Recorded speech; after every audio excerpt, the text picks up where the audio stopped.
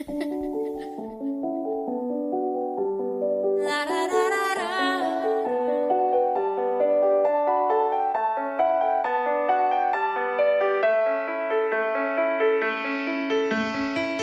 to your heart, it's the bow and the arrow. Listen to your heart, it's the bone and the marrow. Listen to your heart, it's the words and the melody. This is The Heart of the Southland, a podcast series by the American Heart Association, representing the communities of Los Angeles, Ventura, and Santa Barbara counties. We come to you with topics that matter to your heart and brain health, and share stories of people who are in relentless pursuit of equitable health where we live. Hello, everyone. Welcome to another episode of Heart of the Southland. I'm Nicola Ross. And I am Mika Leah. We are your hosts for the show. So Mika, how are you? I'm good, Nicola. It's great to be back. I feel like we're in full swing of things and weather's good and life is good. So how have you been? I've been great. I've actually even braved the airports and done a little traveling, of course, with social distancing and masks firmly in place. But traveled to Florida to spend some time with girlfriends and see my 7-year-old niece.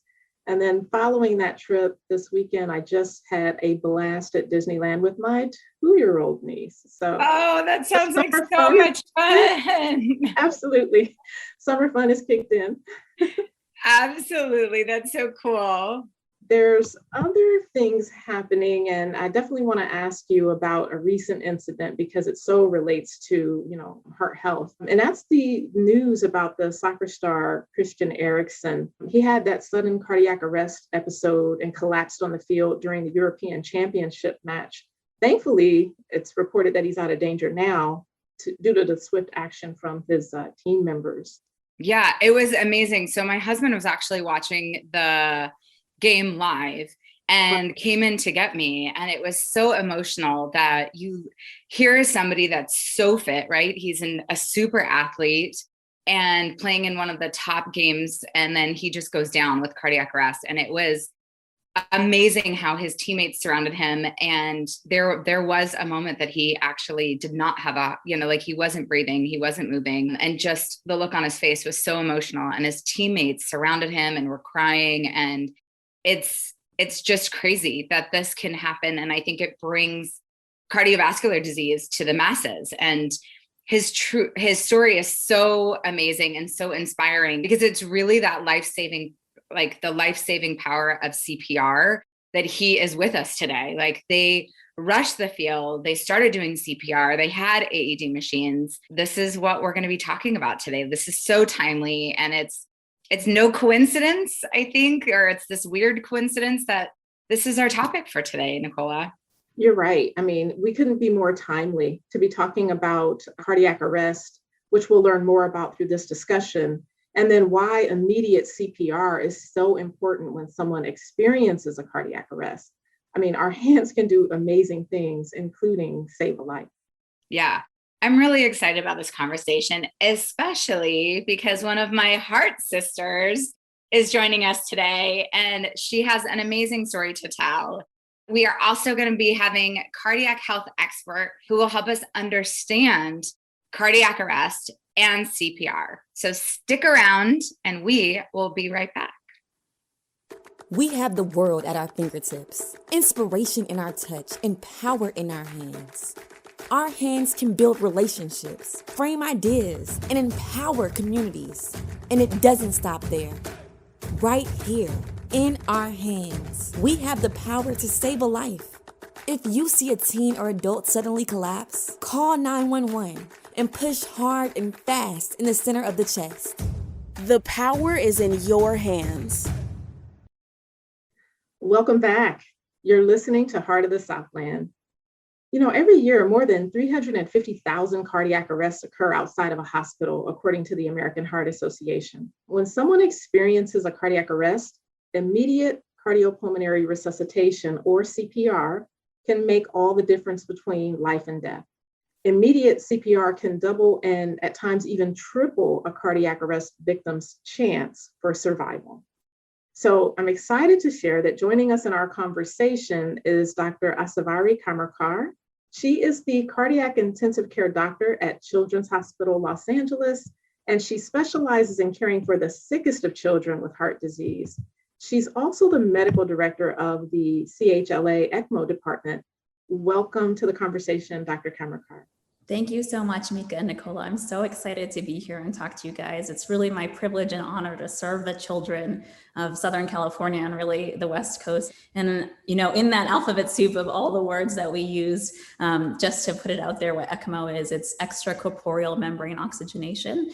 It's the type of machine we provide for children who've experienced cardiac arrest and how we can keep them alive as they recover from it. Yeah, thank you. You're truly a Wonder Woman. And also with us today is recording artist, songwriter, and motivational speaker, Ilisa Juried. Ilisa, we are so excited to have you join us today. Thank you so much. What an intro. Thank you for having me. I'm very excited to be here and talk a little bit about CPR and cardiac arrest.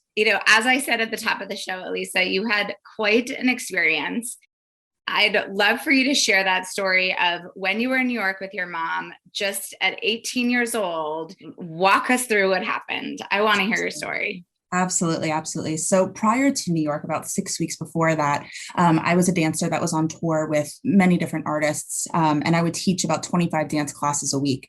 And so I was at an elementary school with about 500 elementary kid students. And I just remember feeling like this really odd feeling go through me. And I just kept telling myself, keep going.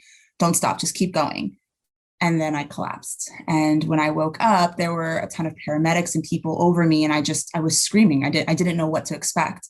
So I was brought to the hospital and they just, at the time it was like, oh, she's very skinny. Maybe she's just dehydrated, a million different things, but never thought cardiac arrest, never thought to even try and test that. So I went on my way, and about 6 weeks later, I went to New York City to sign a potential record deal. And that was with Lenny Kravitz at the time. And luckily, by the grace of God, the meeting got canceled. It got rescheduled for whatever reason. And so they said, just go explore the city for the day. And so my mom and I did that. And we went to the subway station. And downstairs in the subway station, there's a lot of performers, dancers, singers, musicians. And I remember seeing this crowd of dancers. And I was like, I really want to get involved. Like, I want to get out there and just start freestyling with these dancers. And they heard me. And so they grabbed me in and they pulled me in. My mom was filming the performance, and about, I would say 20 to 25 seconds in, I started feeling that feeling again, that feeling from 6 weeks prior. And it was just like a very weird rush go through my body, almost like a faint spell. And I grabbed my mom's hand and I collapsed and I went into cardiac arrest for 30 minutes. And out of nowhere, these three people came out and started giving me CPR. And it's truly the only thing that saved my life besides God. And luckily, I don't know how, but two of them happened to be nurses, which was great. And even if they weren't, just knowing CPR is amazing and definitely the tool that you need to save a life. But they are the only reason why I didn't sustain any brain damage, because they did not stop until the paramedics got there 30 minutes later. Did you have, when you talk about that rush that you had in your body, and you talked about it like having kind of those symptoms a few weeks earlier, do you think you had any warning signs prior leading up to that moment where you went into cardiac arrest? I don't know if I would necessarily call it a warning sign, other than just feeling very faintish and feeling odd, like not myself. But other than that, I didn't feel any physical pain, like my heart hurting, my arms hurting, nothing to that extent, just a lot of dizziness and a lot of trying to get air, grasp for air and breathe for that. Growing up as a kid, though, and this is funny, as an adult, I can speak about it, is I constantly went to doctors as a child because I had trouble breathing. I was always trying to gasp for air as well. And they kind of ruled it as asthma. And so they never thought, let's check heart, let's see if it's anything related to that. And now looking back, and I'm like, well, that was probably my warning signs right there, is that I couldn't breathe as well, or, just having these syncope fainting attacks. But that's the only real sign that I had, was that rush feeling. From doing my research, I understand you were in the hospital for 6 weeks. Mm-hmm, What did your recovery look like? So there's only a few memories that I can vaguely think about from the hospital. A lot was told to me because I did lose my memory from that time. I remember when I first got in, I was 18 years old, and it was the time, I'm not going to lie, I was a brat, right? It was the time where you're officially an adult in the hospital, so your parents can't make decisions for you, right? So I was that little brat that said, I don't want anything put in my body. I don't want to go through surgery. Like there's no way you're putting me through a heart surgery. Like, absolutely not. And I look back and that's just fear, of course. But my recovery looked like ablation, which is where they go in and they, remove fibers around your heart. And there is one or two that are still there that were too dangerous to touch. So I didn't do that.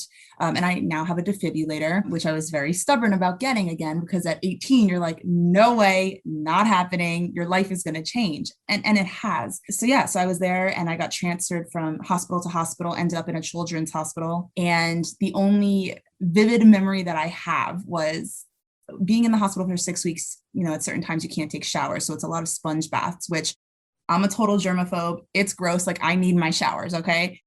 And so when I officially got the okay to get a shower, I got up and I moonwalked to the bathroom, full on moonwalk. And that was my dancing phase. And it was the greatest day of my life to just feel the water just coming down and getting that full shower. So that's what my recovery looked like.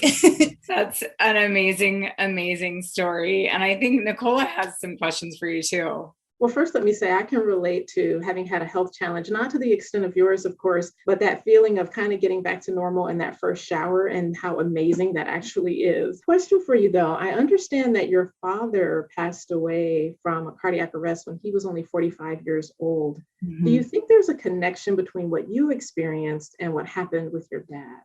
Oh, 1,000%. So my condition is genetic. It's long QT syndrome 2. It's syncope. At the time, we didn't do an autopsy, so we can only assume that it was related to him. At the beginning stages of my diagnosis, I went through multiple tests, and one was a tilt test, which I'm sure the doctor can speak about as well. And that's a genetic testing to see if it's, anything related. And we're just going to assume that it was. Thanks, Ilisa. And that's a great segue. Dr. Kamerkar, let's bring you into this discussion. Many people confuse cardiac arrest with a heart attack, but they are in fact different. Can you talk about what cardiac arrest is and how it differs from heart attack? Absolutely. I would be happy to talk about that. And as I segue into speaking about the differences between cardiac arrest and heart attack, can I just say, Ilisa, thank you so much for your bravery in sharing your story. I mean, it's truly remarkable. And some of the language that you use is probably very confusing. So as I talk about this, I'll add in some of the details of what Ilisa talked about and what we are. But let's start with the differences between cardiac arrest and heart attack, because they are very different. Your heart communicates with parts of your heart to give you blood flow and to squeeze. And the way it does that is with electrical channels. And so if you have problems with your electrical channels, you can think about it as like problems with the highway. And so if you can't get from point A to point B because the highway asks you to do a detour, that detour can be dangerous. You might get a flat tire in this analogy, but in sudden cardiac arrest, if your heart has pathways that like to bypass things or make workarounds for the appropriate highway that you're supposed to be on, those can be problems that can be passed on genetically. They can be treated with things like ablation, which is getting rid of the pathways or the detours and really making sure that that highway is what's open and working properly, as was done with Ilisa. But when you have a heart attack, this can affect your highway, but a heart attack's very different from a cardiac arrest. So a cardiac arrest, what is it? It really is just a sudden stop in heart function, breathing, and consciousness. Whereas a heart attack is when there's a problem with blood flow. Now there's different types of heart attacks and different directions of the blood flow that can impact this highway, the electrical signaling. It's the usual cause of a sudden cardiac arrest is an abnormal heart rhythm. And that happens because the electrical system isn't working properly. And so a heart attack can affect the heart's electrical system, but they're different things. Ilisa mentioned that she actually fainted a few times prior to her cardiac arrest. Can you talk a bit more about what the warning signs of sudden cardiac arrest are? Yes, thank you. Absolutely. And it's interesting because the name itself sort of implies how there's no true warning signs. When you're having a heart attack, you can sort of feel the buildup of the oxygen not going properly and your heart is starting to have trouble squeezing. And I'm sure you've covered that with lots of other sessions. But a sudden cardiac arrest is exactly that. It's a sudden out of nowhere cessation of the heart stopping.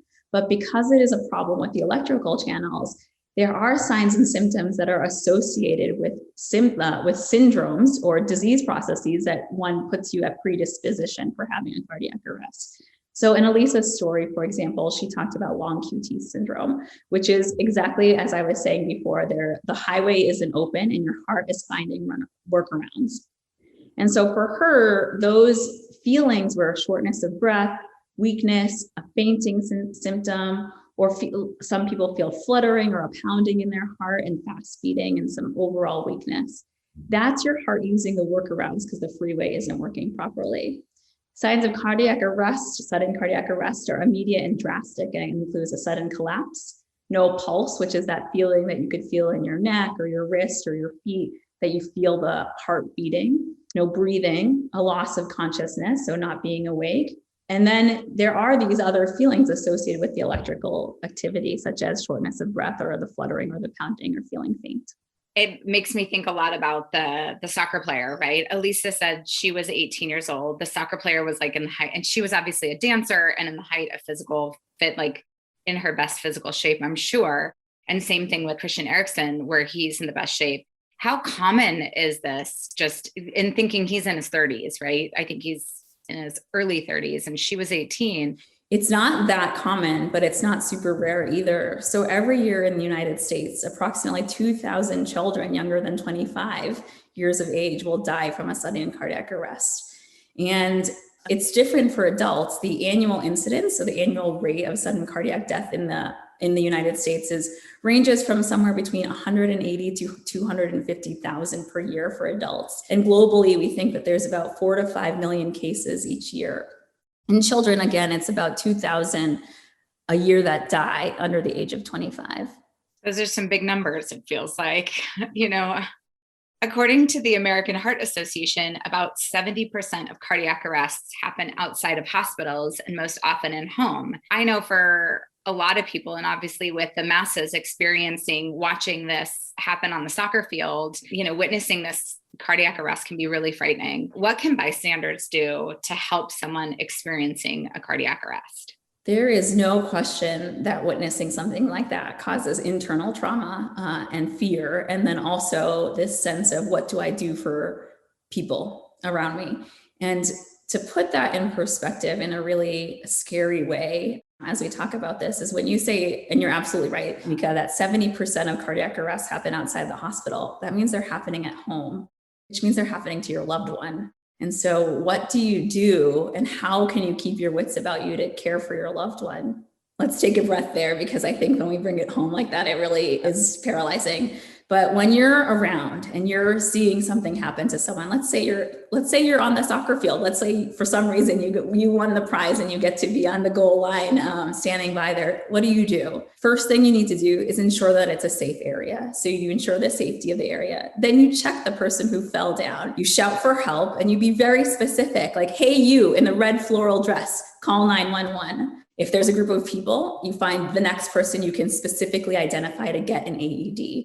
And just to put the words around AED, it's an automatic external defibrillator. So that means it's a square box, it's pretty light. It's usually in most stadiums. There's quite a few of them. They're at schools now, they're in hospitals, they're at the mall. And so you find someone to be in charge of getting the AED, which usually means whoever the bystander is that you specifically identify. Find someone who knows the area. Like, you might not be the teacher, but if there's a teacher at the school that you're standing beside, you find, that person is responsible for that. After you call for help from those two specific people, you check again at the person who's lying in front of you. You want to ensure that they're not breathing or gasping. If the person is not breathing or only gasping, you start CPR right away, cardiopulmonary resuscitation. And what that means is you find their breastbone, you put both of your hands on top of it, and you push hard and you push fast.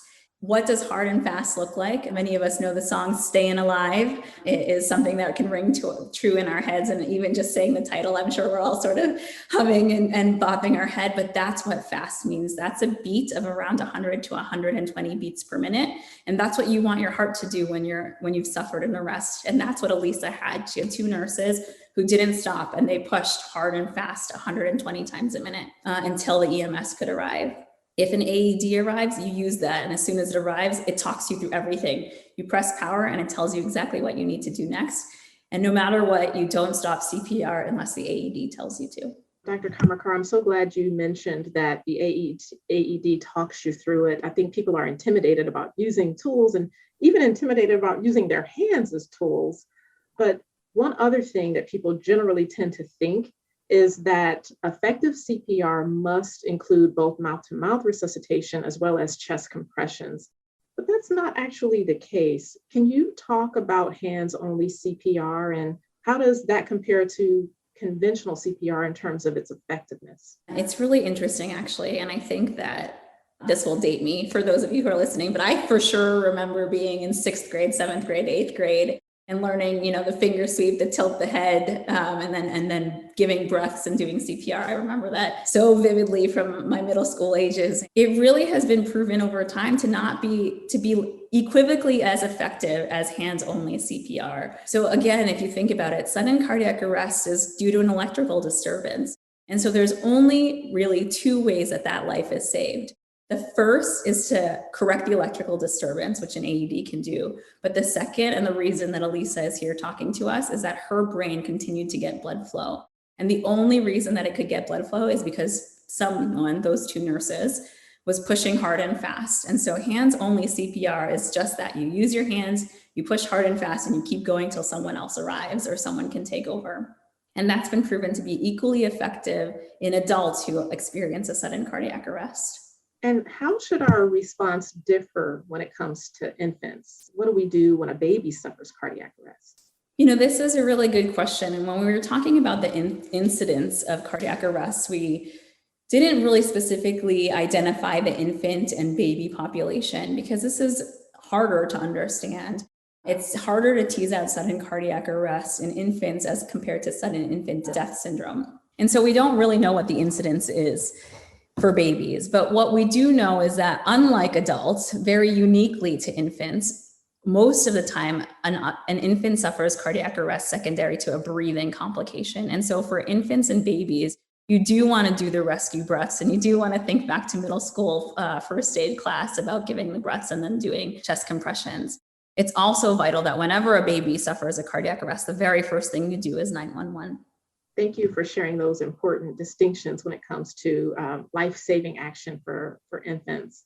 Another question for you, it's summer and there's a lot of outdoor activity and being poolside and swimming and having fun at the beach. So that means that there's a higher incidence of drowning. How do we apply hands-only CPR, and should it be given to someone who may be a drowning victim?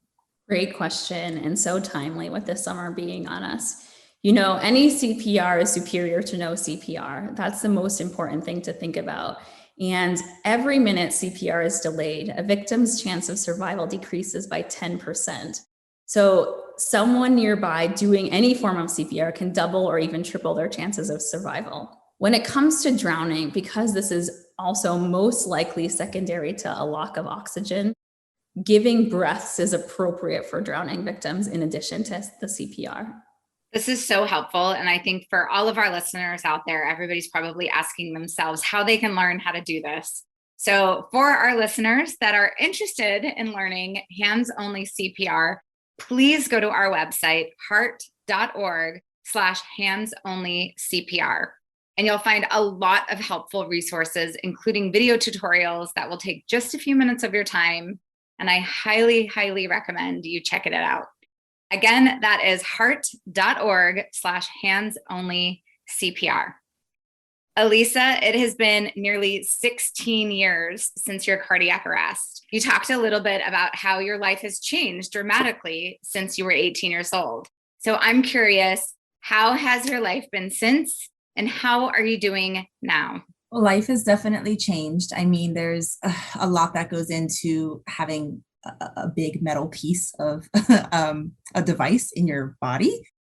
So, you face the typical challenges of anxiety around that, or in my case, I twitch a lot from it, just of it being uncomfortable and, little things like that. But in the general scheme of things, the only thing that's really changed with me is I can't lift past a certain amount of weight. Working out is great for me, but I can't do the strenuous things that maybe somebody else can do in terms of lifting or strenuous cardio activities and things like that, and can't have metal things around me, magnets, or be near microwaves and just little silly things that probably shouldn't be around anyway. So it's kind of made my life healthier, and I look at it as a blessing overall. But how am I today? I'm rock solid. I have a heart surgery coming up in 2.5 years, and we're going to be rocking and good to go there. So I'm happy, healthy, and alive.